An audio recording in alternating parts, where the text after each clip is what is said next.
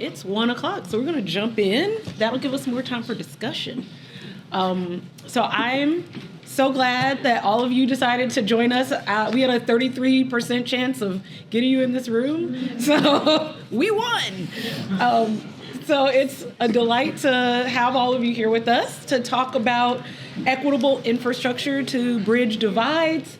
I am the moderator for today's discussion with a big emphasis on discussion. We will start it off with some conversation and hope you all will join us as well. I'm Jamila Porter. I am Chief of Staff at the De Beaumont Foundation. The foundation's purpose is to advance policy, build partnerships, and strengthen the public health workforce. So we do a lot. Our sort of whole mission is around public health. And public health in the broadest sense, which obviously includes how our communities are designed, how they are structured to thrive. Before I came into philanthropy, I worked for over 10 years in injury and violence prevention with a focus on pedestrian safety, complete streets, road safety, and policy.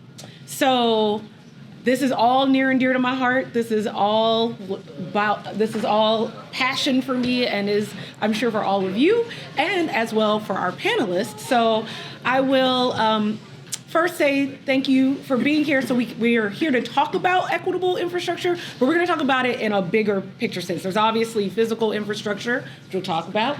There's this concept around social infrastructure and what that is or could be, and we're going to interrogate that. My fellow panelists have thoughts. So without delay, I will introduce them. First, to my immediate left is Portia Allen Kyle. She is the Chief Advisor at Color of Change, where she is a thought partner to the president, working to advance Color of Change's vision, impact, and efficiency. Portia is a trusted advisor and has a track record of advancing equity in nonprofit, government, and academic settings.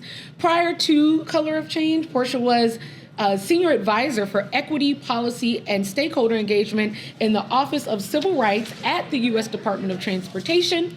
There, she advised leaders on how to incorporate equity into agency policy and led the Justice 40 initiative, which electrified transportation, instituted diversity, equity, inclusion practices, and spearheaded funding pools to move toward more inclusive decision-making. She also helped oversee funding for Title VI recipients and managed agency events and outreach. So welcome, Portia. Our next panelist is Nandi Taylor. She is currently a PhD student in epidemiology at the University of North Carolina at Chapel Hill in the Gillings School of Global Public Health. She is a researcher that has an interdisciplinary approach to injury prevention and public health, integrating social, spatial, and injury epidemiology. Her dissertation research explores the relationship between structural racism and disparities in transportation safety outcomes.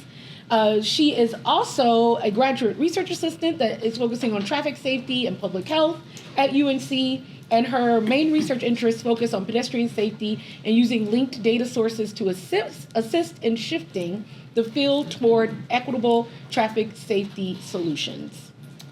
Welcome. All right. Did anything else that I need to say to introduce you all to our audience? No, okay, well then we're going to jump in. All right, Portia, I'm going to direct my first question to you.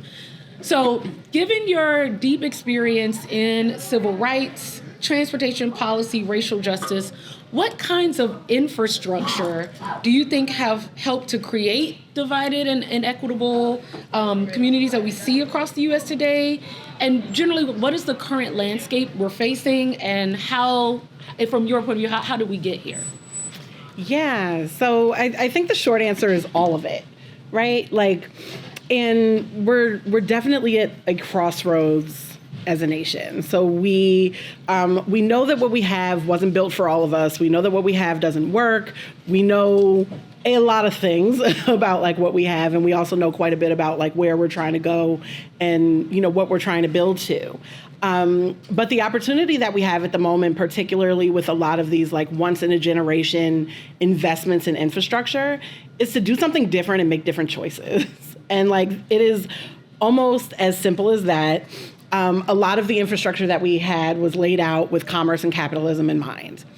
And, when you're talking to folks and, for example, talking about like the inequities built into our highway infrastructure, sometimes it's like, those who are woefully and willfully obtuse, sometimes are like, well, what are you saying? We shouldn't have highways? And it's like, no one is saying we don't need things to connect us, right? But like what we're saying is that where highways are placed was not divine intervention, that like people made choices and the choices that they made both were because of and disproportionately impacted communities that were viewed to be disposable, that were viewed to not have political power, that were viewed to not have a voice that those making decisions wanted to listen to, right? And so even if we need rails, highways, transit systems to connect us, which I think we're like all in agreement for the most part, that we do need and like are good things, on the whole.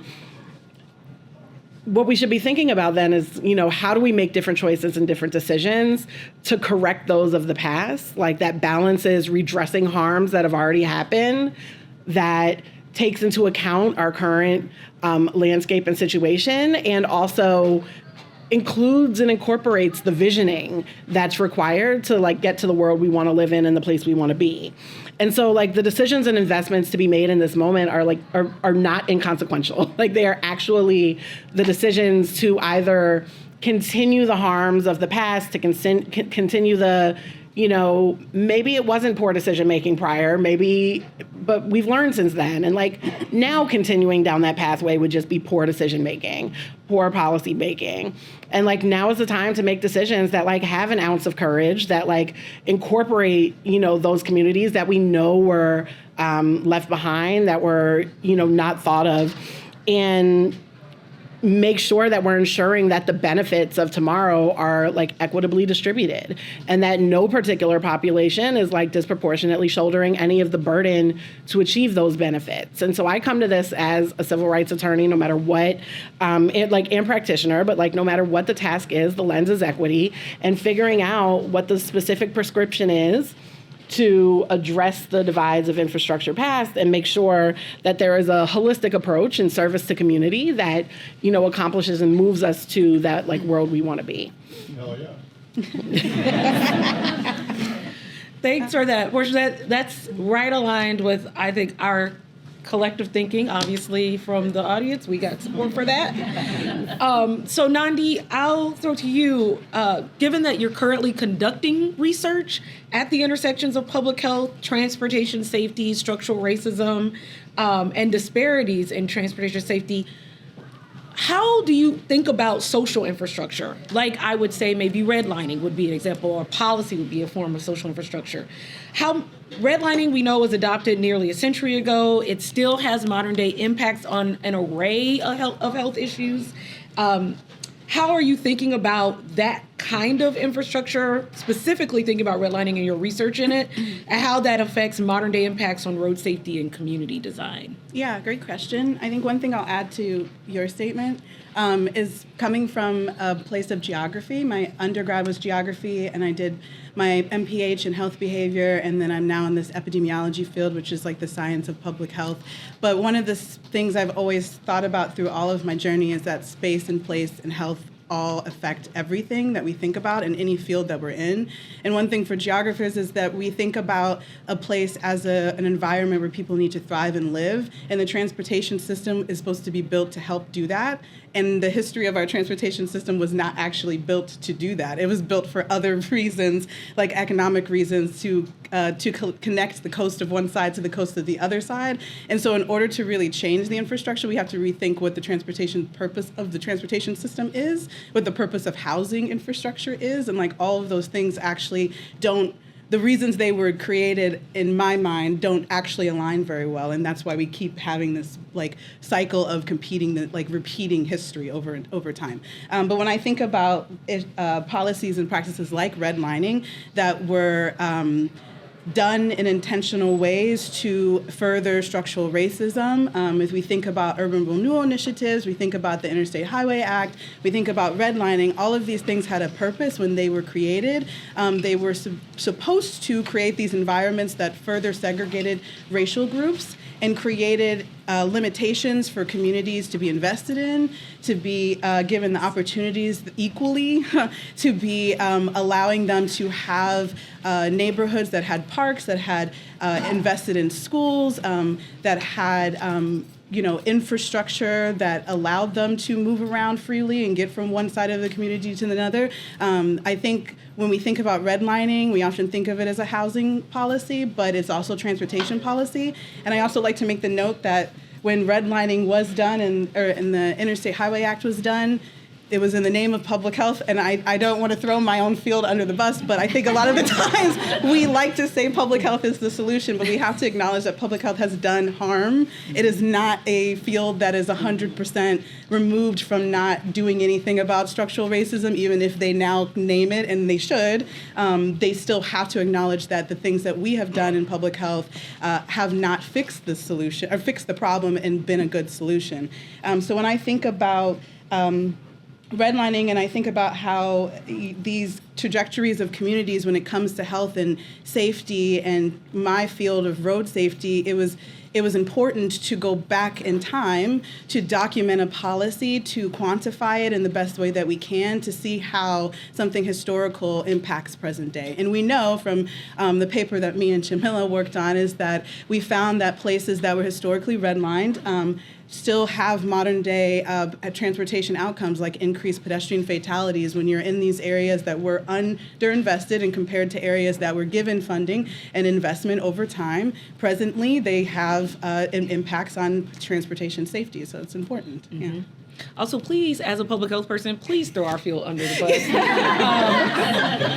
We have a very, are any public health folks in the room?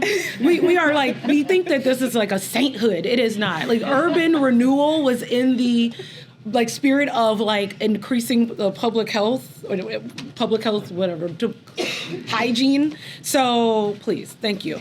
I think the other thing you made me think, both of you made me think about, is the how of it. And so I kind of want to back up and dig into this concept of equity, because we've been talking about it. This is the Equity Summit, but we also need to define our terms a little bit. So because we've seen such an uptick in the use of the term equity in transportation and public health spaces, which, let's be real, was not mainstream before 2020 when George Floyd was murdered. So we have to put that in the room.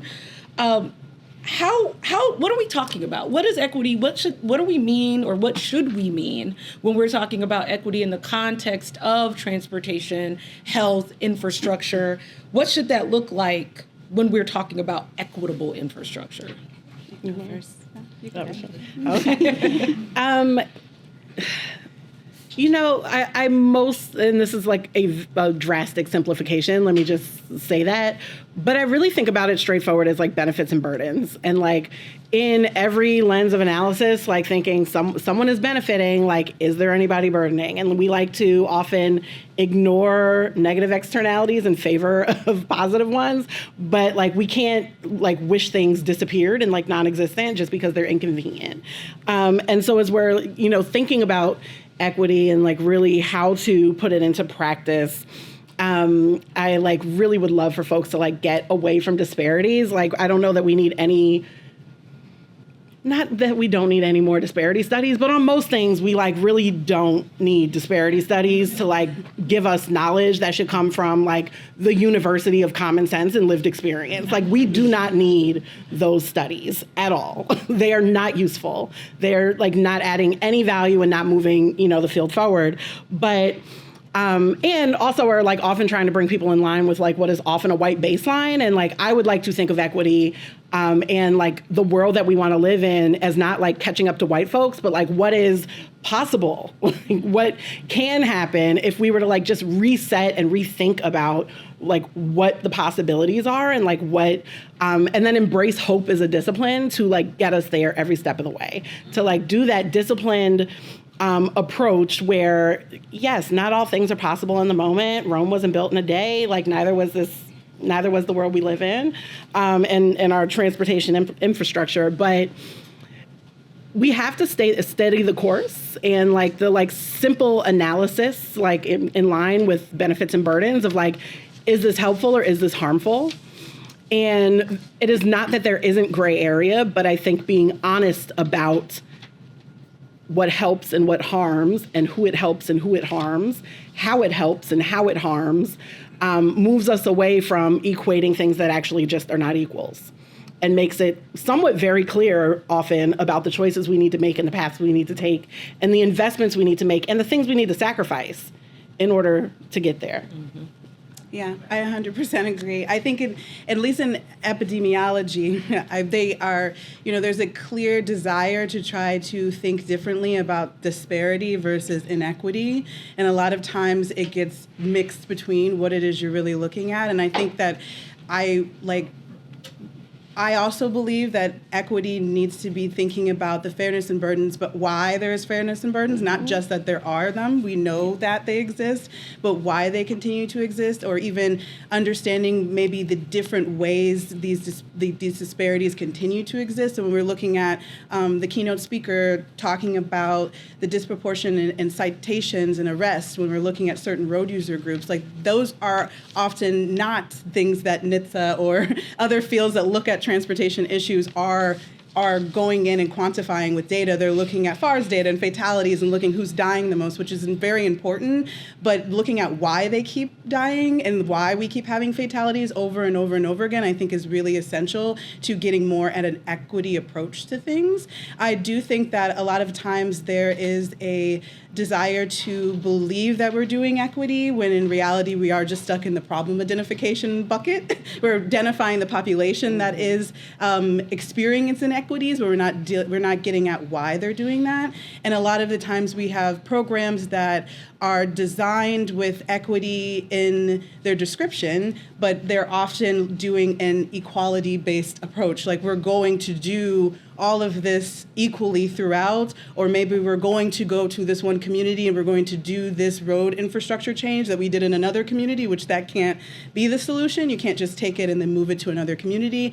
I also think about some of the transportation initiatives when we're thinking about shared responsibility. If it's equity, it can't be a shared responsibility because some people are going to have more responsibility than others. Some road users are going to have more responsibility than others. I think we think about that when we think about Vision Zero. Like, shared responsibility cannot be on all. The vehicle and the road user that's walking and the bicyclists do not have shared responsibility of the road. The car is way more dangerous than the rest of the road users, so they can't be shared. And I think when we think about those type of initiatives, we think that it's equity, but in reality, it's kind of painting an equality image, and we have to be very intentional when we get at those definitions and think about it. Okay, so that was exactly what I wanted us to talk about in terms of, Nani, based on what you just said about like sort of these cookie cutter equality based approaches, are there other policies, practices that come to mind for either of you around what's masquerading as equity, pretending to be equity, when really it's not equity at all? I'll let you start. Oh. It's really hard because I feel like I enjoy the transportation initiatives. I'm not going to throw my transportation people on the bus either, but a lot of them. You're saying that, but all you're of them, a lot of bus. them, most of them. Safe System is one. I think it's a great idea. I think it's a great framework. I think it is essential to be thinking about a safe vehicle, road user, post-crash care, all of those things. But equity is not in there. And equity is, even the symbol itself, equity is not found on it. It wasn't designed in a way to ensure equity. I think I think they're trying. I think they're thinking about it. But a lot of the times, it's much harder work than giving a blueprint for all states to enforce because they're all going to be different. I think a lot of the of transportation initiatives that we have are trying to think of a solution that can be done throughout, and it's just not going to happen if it's going to be equitable. So I think those are the ones that kind of come to mind. Yeah, I actually don't have anything to add to that. Yeah. So another part of the conversation we've talked about a little bit in some of the sessions this morning around communities, centering communities. I heard a lot of community engagement. But I want to push on that further. I think engagement is at the bare minimum, and that we should be centering communities. We should be co-creating. There should be community governance, ownership, putting those words into the space. But that's also new to these fields. And really it's thanks to the efforts of social justice advocates, racial justice advocates, mobility justice advocates that we're even having this terminology sort of in our lexicon. What do you all think it takes to center communities? Can we be real about what that means and how it should look? I think we should. So the thing I'm actually thinking about, and like the practitioner in me, and like I guess maybe it's the advocacy part of me that doesn't think that policymakers should be let off the hook. It shouldn't take engaging communities to like. I just want to make the distinction between the things that are needed to stop harm and the things that are needed to invest and co-create solutions and like move forward. And I want policymakers to stop gaslighting people into thinking that they need all this engagement to stop doing the things they know are harmful. That's actually a collective waste of everybody's time. Like if you know you haven't invested there in 50 years, like it doesn't take a rocket scientist, a community planner, or anybody else to say, part of the solution and part of the thing to do is to make some investments. What types of investments? That's where people, should like step in. But to take that like first step of just like, you've been doing some really harmful stuff. Stop doing that. Like that is on, people that is up to those, with power and decision-making authority to like really not waste people's time, energy, and otherwise to stop that part. And so like when we're thinking about community ownership and governance and, engagement, involvement, however you would like to frame it, I almost don't know that the words matter. I think and this, I guess also having spent time in academia, and not to throw academia writ large under the bus, but people like to make up a new term and think they're talking about some new thing that's never happened before or never existed in any type of way. I don't care what it's called. I just care that it happens and the way in which it happens. And so, being in relationship, figuring out even as you're, pushing forward, depending on where you sit, are you showing up in service? And I think sometimes advocates get this wrong. Are you showing up in service of a community, or are you actually the community? And you can't get yourself confused with your constituency. And you can't confuse yourself with the people that, you serve just because you may be aligned on very many things. It still is not your torch to carry to design solutions and move on the front end. So yes, we need to go in that direction, but that is not everything requires that preliminary action, and want to put some of the responsibility on those who have caused harm to begin to ameliorate it. Mm-hmm. Mm-hmm. Yes, I agree. I agree with all of that. I think for me, I am a word person, but I think it's more so about I want you to define what it is you're doing, because I want to know whether you know the difference between engaging and collaborating.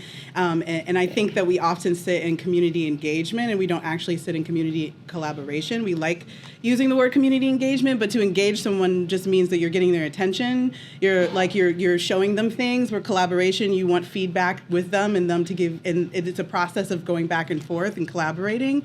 And so I think centering community is going to take moving away from engaging them to actually having them be decision makers in the process, having them have ownership over the decisions that come to their communities. If we want equitable infrastructure in all realms, whether it's physical or social or anything, we have to allow people who are impacted by the infrastructure to come to the table and let us know what things need to be done and what they don't. I often in class that we talk about how to engage with certain communities, and we do this intervention in EPI, and we're coming to your community because we have this solution that you need, and the research shows us you need this solution. We want you to not drive to go to work, and we care about that kind of stuff. But in the end of the day, we don't think about the fact that maybe they can't drive because they can't afford to drive. So we can't just go and tell them to drive. If you drive, it's better. Or if you walk, it's better. Maybe they can't walk because they have disability and they need to be able to have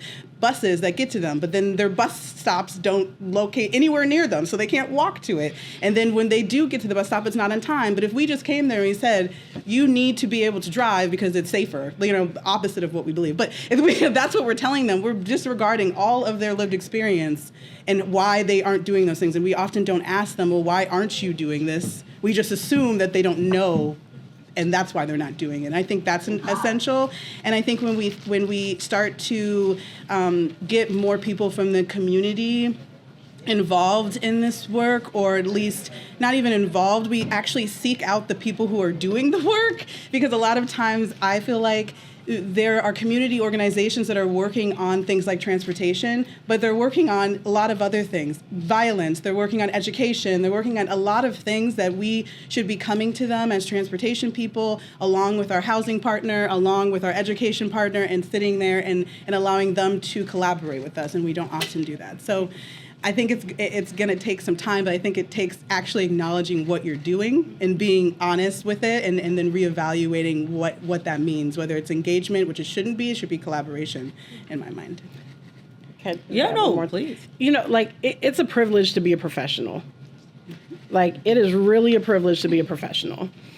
And as professionals, sometimes there are a number of different forces that, you know, push us into doing things that hopefully they're at least neutral, but like sometimes just aren't helpful. But there's like often, especially on the advocacy side, like an easy litmus test. Like, are you trying to sell a community on a problem? And are you trying to sell a community on a solution? And if like you are in any of those boats, I'm not saying quit. I understand like people need to make a living, but like a recognition that like maybe that's not, there's no equity approach. Like, no matter how you brand it, like that is not an equitable approach. And so like, if that is the approach, look, do you like, not much judgment for me, but like it probably isn't going to accomplish the things that like people actually need. And as professionals, it like is our obligation to do just a little bit more than like, the funder told me to do this, or my boss, you know, told me to do this, or we have like, there's a responsibility there that I think like we need to embrace as professionals who serve communities, that like really is more of an ethical obligation than anything else.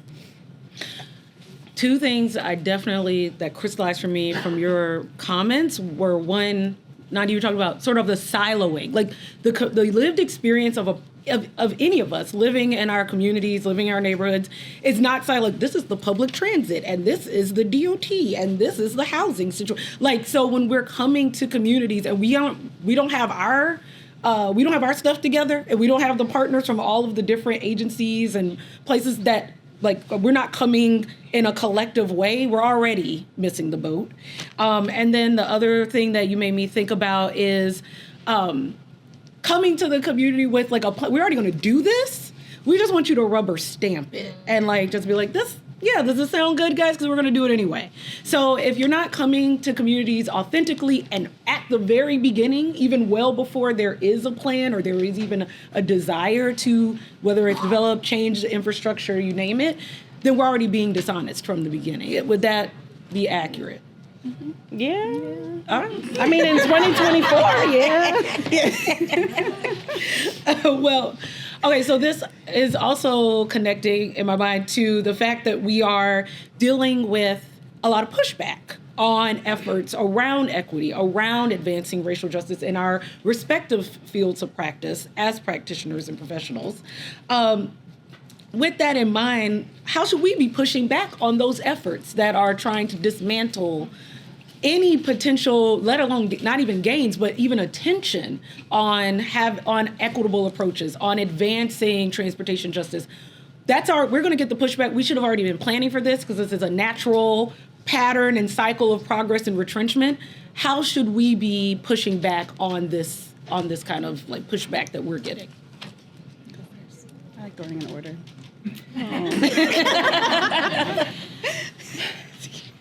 You know, I would probably say a couple things, but it's important to be in relationship, in that like everyone in the ecosystem has a role, right?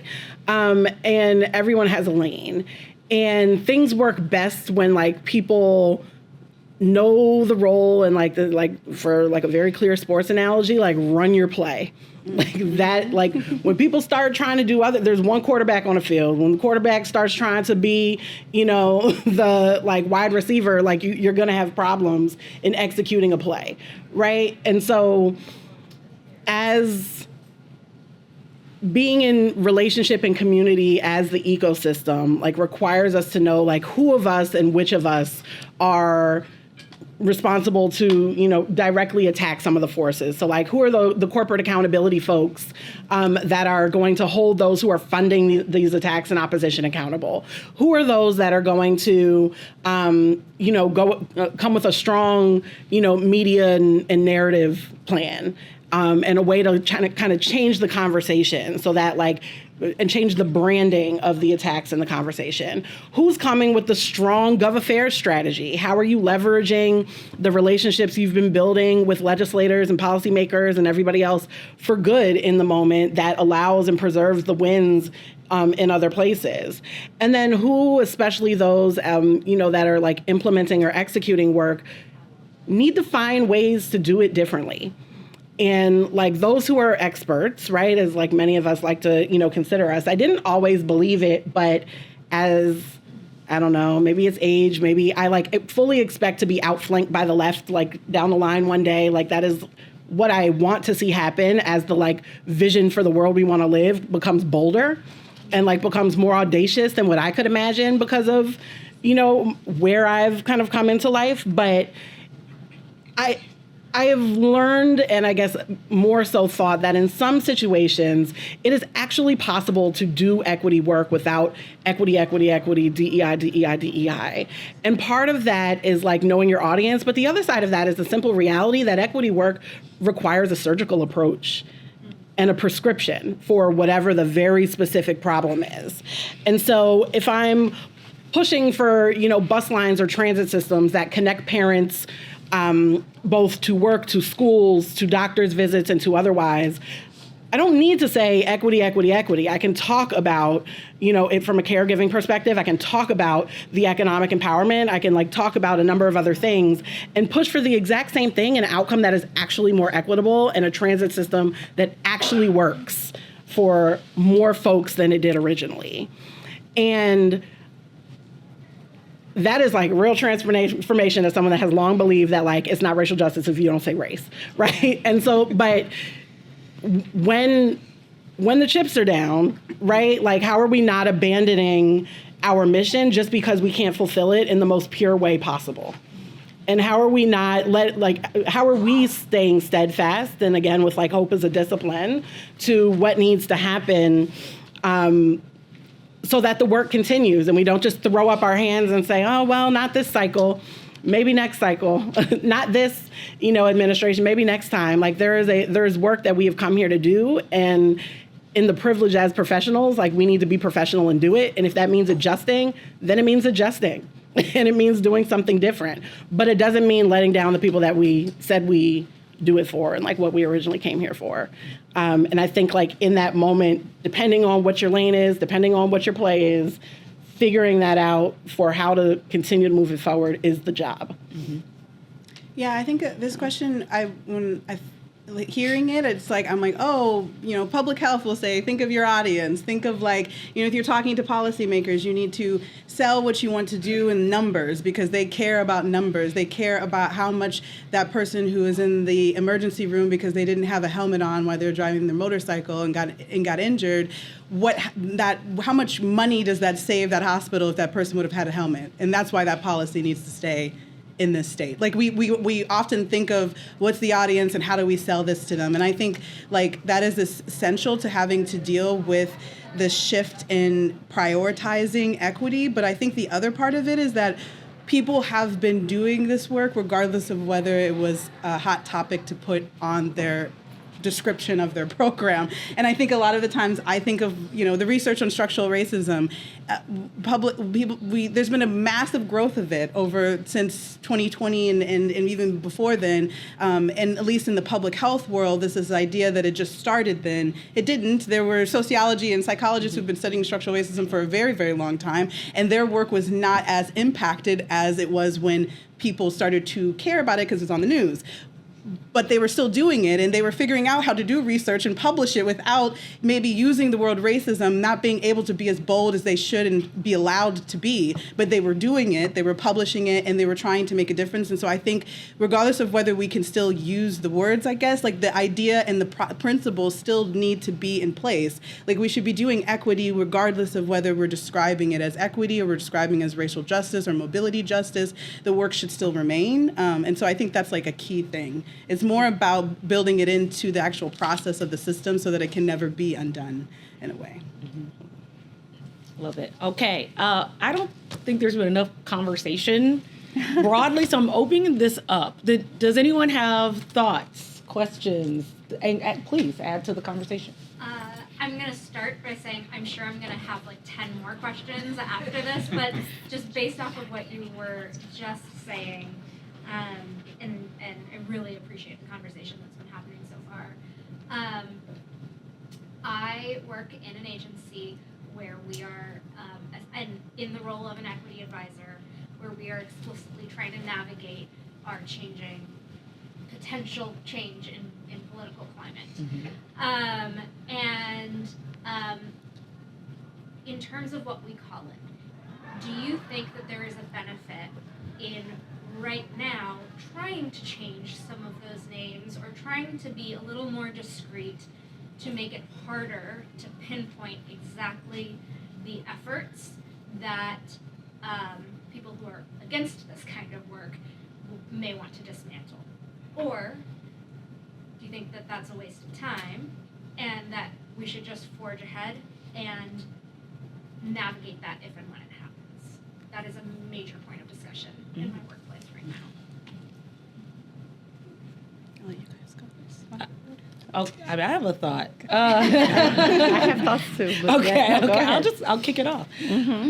That is it's a great question. It is a question that lots of agencies are struggling with, and have been for a long time, right? So even the current, there are exactly there are states. There are people in states right now who have never been able to put these words on a website, use them in conversation, et cetera. I think building on what you were saying, Nandi, is like, what does it take to, what are we actually doing?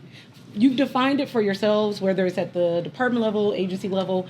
How are you putting it into practice? So even if you can't use the words, you have to take them off the website. You still have a practice, a set of processes where you've built it in, and you know whether we don't have to say it. We both can look each other in the eyes and be like, "Yep, that's exactly what we're doing." So I think that, at least in my view, it's if you already built in the real for real of how to do it, and you know why you're doing it, you don't need to use the words. There are other words that you can use to describe equity without even you. I mean, anytime we bring equity into a space, we still have to define it and describe what we're talking about. So I think there's still a way to do that. And then, of course, I mean, it's unfortunate, but we're gonna work. We have to be real about the political climates that we're working in. And if we're serious about doing equity and justice focused work, then we're gonna have to figure out how to adapt. What you got? Yeah, I completely agree. I think it is not necessarily a trade-off. And I think, identifying the places where you can maybe go a little bit deeper and have the most impact. And by impact, I actually don't mean in product, but I mean in people. And I say that as a former appointee who was trying to plant seeds, if that makes sense, and figuring out where those seeds are going to blossom as best you can, and empowering those folks, because those are the ones that are going to carry the torch under the radar through the transition, through the change. The other strategy is just straight trickery. People love a good, consider this, FAQ, a checklist. And that, to Jamila's point, is the how you go about it, the changes and considerations where, I don't know that people, I don't know that some people realize I was at DOT, one of the most equity focused guides there is our speed safety camera guidance. I don't know if folks necessarily like thought of that as like doing equity work when it, talks about considering fines and fees for folks. And it like talks about, considering the placement of cameras and who reviews the data and how it, gets used. But that was the impetus that, was embedded into the task, and like ways to maybe insidiously like embed things into tasks and trick folks into, who are doing this anyway to kind of do it. It's always easier when it's bought in, but like not everyone will always be bought into our mission. I think like we like need to stop thinking sometimes of our task as like making sure everybody loves it and like loves us as we're doing it, and like be ruthless and disciplined in like how you approach and get it I done. love ruthless. I would say be ruthless in changing how the sausage gets made right now. Like if the process is like that, before we do anything, we go to the communities in the immediate area and do A, B, C, D. Ruthlessly build those processes in right now. You're going to be doing that. People won't have a choice of like, well, how did we do it last time? Pull up the file. Oh, we got to go talk to the communities. You'll be doing it. Yeah, I guess I'm thinking I'm being in North Carolina. There was a huge shift that happened for us at the university as a PhD student this year when it came to thinking about how race and for admissions and just race throughout the school. And I think in like the epi department itself, there came this fear of being able to use race at all in any of the education. But then, from the student body, it was, well, if you want us to be future epidemiologists, you cannot remove race from our courses. You have to still talk about race and how it impacts epidemiology, regardless of whether it's something that we're worried about being criticized on in the coursework and having other students, not feel comfortable with it. I mean, in the end of the day, it is a mission of a school of global public health to train their future epidemiologists in a way that's going to impact public health. So in the end of the day, if it aligns with your mission, it shouldn't be erased. It shouldn't be able to be erased. It should be something, regardless of whether we're using the word and putting it on the screen of the lecture, that this is what we're doing. Inside of that lecture, that we learn how to measure our variables correctly. We cannot just treat race the way that we're treating it. We have to be more forward thinking when we're learning about it. So I think that's like one thing that I kind of think about. And like when it comes to like enforcement and speed cameras and like the idea of like that would probably still get a great,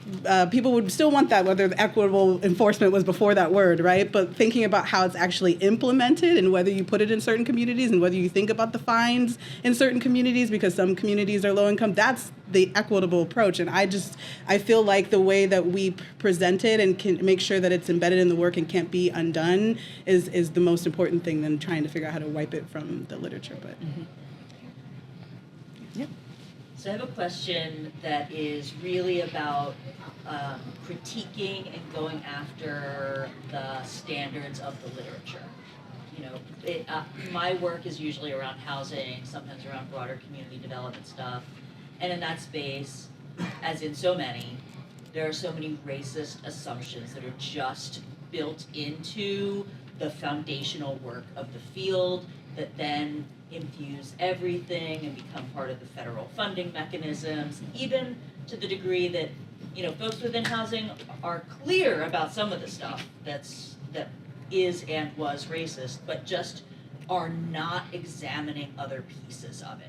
And so I'm trying to think, how do we make sure, what do we need to do to fight for, whether it's federal grants or other sorts of money to come, when you have a government that is interested in evidence-based work, like basically the flip side of if the election goes the other way, right?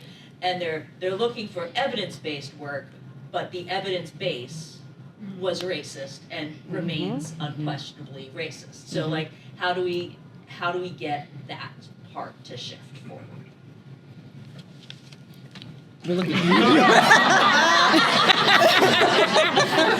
mean, that's a very difficult question, because I think in order to get better research, we have to have the people who ask the right questions. And I don't think in the education system we have a good idea on how to get certain students into these programs or get certain students into these fields where they're doing the research so that they can ask the right questions, so they can use the data in different ways. I guess my focus in this field with transportation, I feel like, is novel compared to what transportation has typically done. And it may be because I came from geography first and I learned a completely different skill, and I came to public health and I learned a different skill, and I came this way.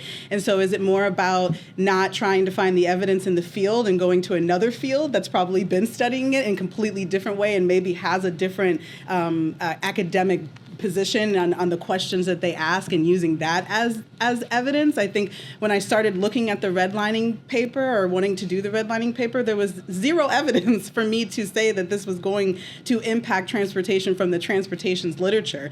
But gun violence has been doing this for a long time. Other preterm birth and other public health initiatives have started to do this, and I had to come and say, this is the evidence, regardless of whether my outcome or what I'm saying is the solution, is the ending part. They're all related in some ways. And so I think that's how I kind of get around it. I think it's a lot about being more broader with how we're thinking about research and evidence-based solutions. A lot of the times it's not going to be in this continual bubble of an epi, only going to epi journals, only going to things that are credited by epi people. Like, outside of that field, there's a whole field of people who do this work that it could be impacting our field. We have to go outside of it and look for other solutions in the literature. But if we could change the education system and the academic, I would love that. But I think it's very hard. The cycle of how they teach is kind of remaining the same, and I think it's going to take a while for research field to start changing. But I also think there's like a role to hold, especially with so much research being funded by federal government, to like hold them accountable to like seeding better research. I mean, like, stop asking the same questions that have been asked and answered that actually don't matter in the scheme of things. Like, it's the wrong question, going different. And like all of the funding that goes out, and it's a different type of advocacy, but oftentimes we focus on programs that we think are like directly impacting people, but there's a whole ecosystem of things that sets those programs up for either success or failure that doesn't get a lot of attention. There are not people banging down the door to say, fund research on alternatives to traffic enforcement and stop looking at these efficacy, how effective is the high visibility, don't text and drive campaign. Like, if we know that police and traffic enforcement is not the solution, it actually doesn't matter how effective they were at that particular campaign, because that campaign was stupid. And so why are we like asking and like researching and spending money on things that like actually is just so aside the point? And there can be investment in like better research that addresses solutions and like infuses common sense, and also embraces qualitative data. I mean, like, part of the challenge stepping away from research, but generally into whether you call it public involvement, community engagement, whatever it is when people get that information, they actually just don't know what to do with it. When they have a comments period open and like, and people are submitting comments on regulations, et cetera, they're sitting there and like, okay, 20 people said this, 30 people said this. When there's a community forum, they're like, yeah, some people mention some things in the community, but like they don't know how to reconcile what is heard through public involvement, community, whatever it is you think you do, with like other forms of more acceptable research and data, and like holding them to a higher standard and like holding them accountable for like actually reconciling. If this is a forum that is supposed to represent, various communities, like how is that weighted against the for-profit industry that, went to their members, paid them to drive comments on a particular reg. And like, yeah, of course there's now thousands of comments because the Association of Builders turns out has a lot of builders. Like, and so, but like, I say all that to say that like, there's another side of the ecosystem that maybe is in our lane here, but whoever we are in partnership with that does that type of work, making sure that they are aware of what would be helpful for us to move in a different direction, and that they're doing their part to hold, and do that advocacy around what those standards are in academia or otherwise, instead of just, well, I accepted the money, so now I have to research asphalt. I think the other thing that I would add to this, though, is that I don't know in what role you're in, but if you're doing research, you can cite different research. You can, and that would actually uplift other research. Of course, the hard thing is that it takes more effort, right? There's the easy, like low-hanging fruit of stuff you could find, but then there's stuff you're gonna have to do a literature review and find research that, Nandi, you mentioned this paper multiple times, you even said, there's this paper about structural racism, the link between structural racism and pedestrian safety that's in AJPH, American Journal of Public Health. There are other journals, there is a lot of research that can support what you're trying to do. That's trying to overturn sort of like what is evidence. There are papers that actually examine and critique what we consider evidence, not considering community input, what we call anecdotes are actually qualitative data. So I think but the onus is on us to uplift those data, search for those data like purposefully and uplift them in whether it's an actual research paper, in conversations with agency leaders, like the evidence is out there that contests it. We just have to find it and uplift it. I think we have time for at least one more question, right? Yeah. I work with a community out of Houston, Texas that has been historically disenfranchised. There's a lot of development going on. We have no zoning regulations. And right now, one of the things that appeal to this topic for this session is about how to repair trust, whether we call it community engagement, collaboration, or outreach. The people have been so used to if there's something coming and somebody wants to do something, they're doing it to us, not for us. So if there's any strategies or input you can share about how to repair trust to get people to be the advocates for themselves, not just somebody came with this idea and we're supposed to either rubber stamp it or say no or protest it, that kind of stuff. Repair, I think the onus is on the powerful group to repair the trust. That's what I would, so I don't know if you want to elaborate. So my group is a community, Concerned Citizens Coalition. So these people have been in this community for over probably 40, 50 years. So they've seen it very good, very diverse to very homogeneous to now it's very diverse in a large Hispanic population increase. White flight has already happened, but the development opportunities are coming. So people are moving back and buying in, and we got a little gentrification going on. So it's like anytime somebody proposes something, there are people who want to say no because they don't trust anybody. So I'm trying to figure out, how do you say, hey, if you don't speak up on what you want now, it's coming. We have no zoning, so we can't stop them. So what can we do to almost create that advocates from the community, I guess? Yeah, it makes me think of Equiticity. It's a racial equity movement that started based in Chicago. The founder, Obayi Reed, he talks about the community power and community ownership and the power that the community needs to be able to acknowledge that they have, and they can make change within their community and kind of, and because it seems like you're saying, how does the community itself understand that they have the power to speak up and do things to stop these type of ordinance from coming in, whether there's zoning or not, to push their voices much higher than they are, because a lot of the times I feel like, they don't want to speak up because it's just going to be wasted, because in the end of the day they're going to come in, they're going to do what they're going to do, and we're going to lose our community. And he does a lot of work in Chicago and in other cities to build the idea of community power and giving the resources to the community and the expertise to the community so that they can keep that and move that forward. So I think looking at his work would definitely help. Yeah. I think similarly, and particularly from the transportation and I guess infrastructure perspective, it is helpful to understand, and I want to be clear, the onus is not on you, but some of the policies and ways that things exist are inherently going to breed distrust. Because if you don't know that what's happening now and the projects coming down the pipeline with all this money, a lot of people were under the impression of there's all this money, what can we do with it?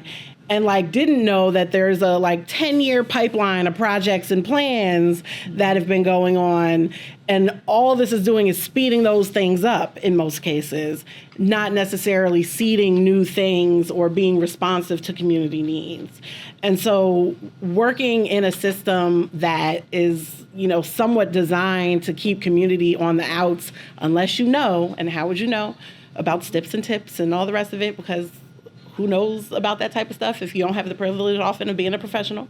Like, it is like really difficult within those like systems where that like are stacked against you to manufacture change. And that is probably why I think the power of protest and like just, you know, shutting it down is like is a very important role in the ecosystem to be played. And where that is, and I say an important role in the ecosystem because like nothing is inevitable. And even if things are in the plans, I mean, what did they say? You make a plan and God laughs, right? Like, there is no reason why we should like consider the plans that other people have for our communities as like ordained and untouchable. And however, you know, there is a way to disrupt or insert or anything else is like probably a good and encourageable way. We have weirdly time for one more question. Anybody have another comment? Okay, wait. Can I offer this? Can I hear from at least the both of you? Right, had a comment. Just you. Do y'all mind saying it, and then we will respond. Go ahead. I was thinking about what you all were saying about in regards to her question about like how the evidence base is often, I'm just gonna say this, whitewashed, right, and based on colonialist type thinking, right?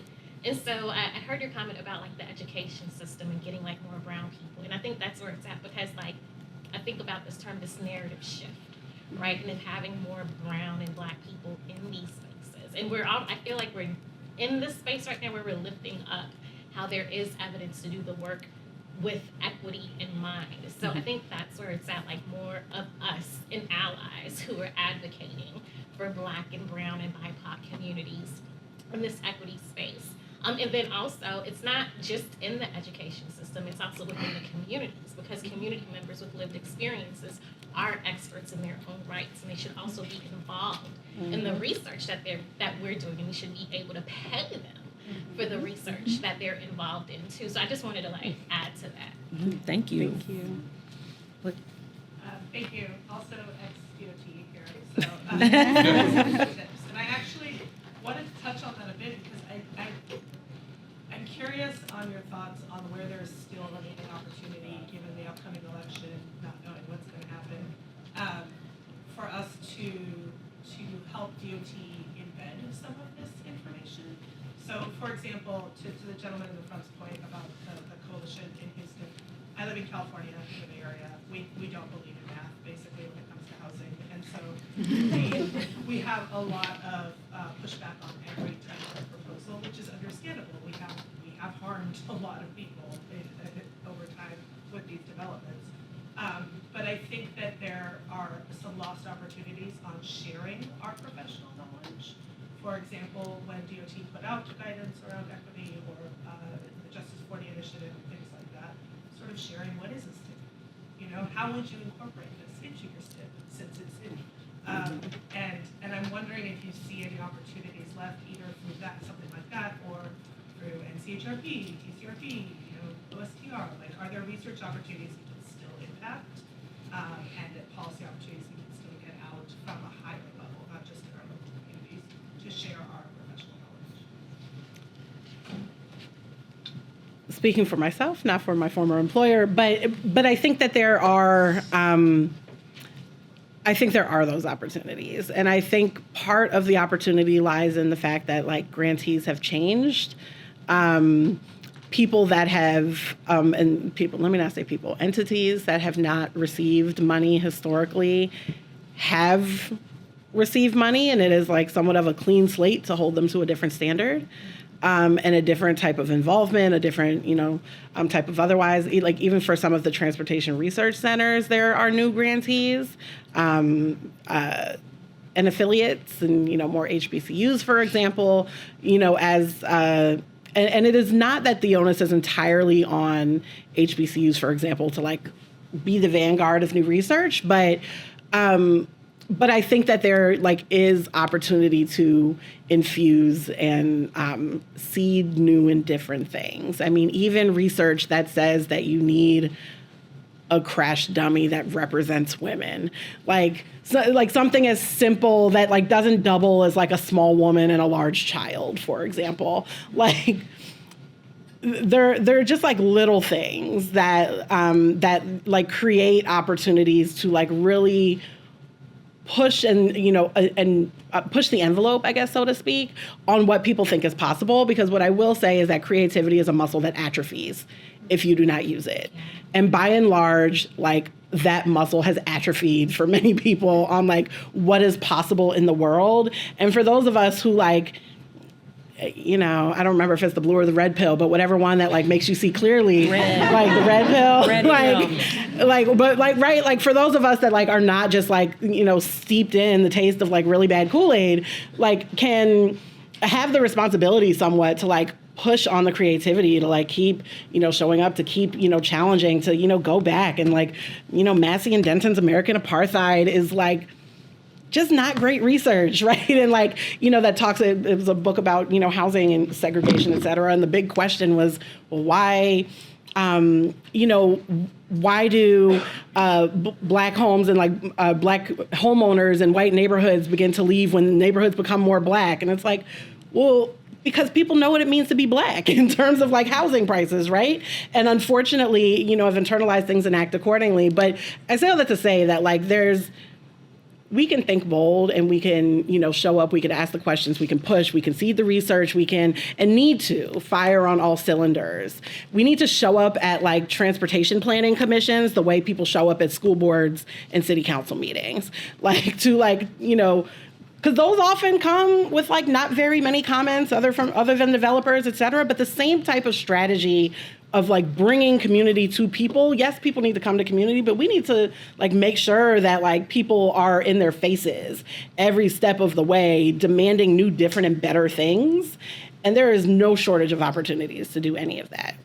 Yeah, I guess the one thing I will say is like, I think we in the DOT and the initiatives that go on, I think sometimes we have to make sure that the initiatives that we're doing are actually going to do what we think and intend. Like those are there stipulations that a community-based organization needs to have the funds to match what you're asking them to apply, because that is completely different for them to do than another organization. And I guess the other thing I will say is the idea of sharing expertise versus giving it. Like maybe we should be thinking about the fact that we need to have these community meetings where we have these communities come together, we talk with them, and we give them our expertise versus sharing with them what we could do for them and how this could be done and how is this. Instead, we should be hearing what they want to do, and we should be thinking as experts in the professions or the academics, how can we make what they want to have done happen? And I think that's different than sharing with them what we're doing instead of giving it to them. I am this epidemiologist. How can I help your community do what it is you need to do and prove what it is you need to prove so that the funding can start coming to you in the way that it deserves to come?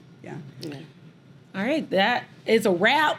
Thank you to my panelists.